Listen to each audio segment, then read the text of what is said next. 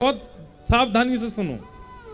भक्ति में 3 भाव कभी भी आपके नष्ट ना हो। सबसे पहला विश्वास। अरे ठाकुर जी आपके विश्वास की परीक्षा लेने के लिए इतना तक कर सकते हैं कि आपके अत्यंत समीप रहने वाले प्रियजनों को भी कुछ हो सकता है, और उसके बाद अगर कहीं आप विचलित हो गए तो ठाकुर जी समझ जाएंगे कच्चा है, अभी विश्वास है नहीं। इसलिए चाहे जैसी स्थिति आ जाए भरोसा मत तोड़िएगा। विश्वास भक्ति में सबसे पहला। चाहे जैसी स्थिति परिस्थिति कुछ हो जाए, आप अपना विश्वास मत डगमगाने देना। दूसरा संबंध।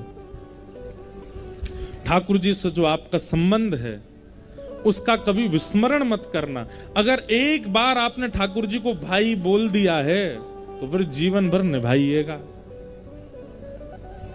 क्योंकि आप लोग तो केवल बोलते हैं पर ठाकुर जी दिल से सुन लेते हैं बात को। और फिर जब आप निर्वहन नहीं करते ना अपने संबंध का तो ठाकुर जी को बहुत पीड़ा होती है।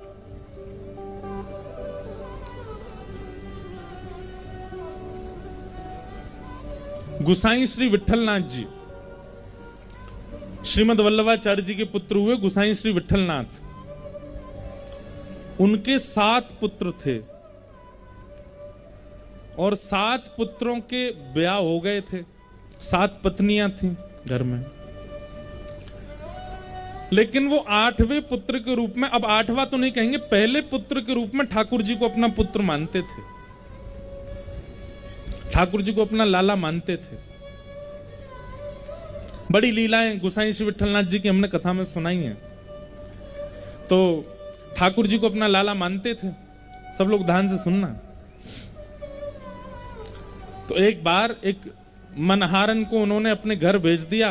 बोले हमारी 7 बहू हैं, जाओ उनको चूड़ी पहना दो, जैसी उनकी रुचि हो वैसी। मनहारन आई, किसी ने लाल चूड़ी पहनी, किसी ने हरी चूड़ी पहनी, किसी ने, सब ने पहनी जैसी जिनकी योग्यता। 7 बहुएं पहन के चली गई। इतने में छोटी सी लाली आई और उसने अपने छोटे छोटे हाथ आगे किए, बोले हमें भी पहनाओ। तो मनहारन बोली अरे तू कौन की लाली है?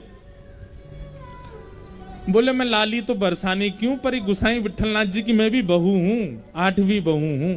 और 8वीं नहीं, ये सबरी दूसरे से 8वें तक मैं पहली बहू हूं गुसाई जी की। अब छोटी सी बोले बहू बहू, तो मनहारन को तो बड़ी उस पर मतलब करुणता आवे, उसको ऐसे गले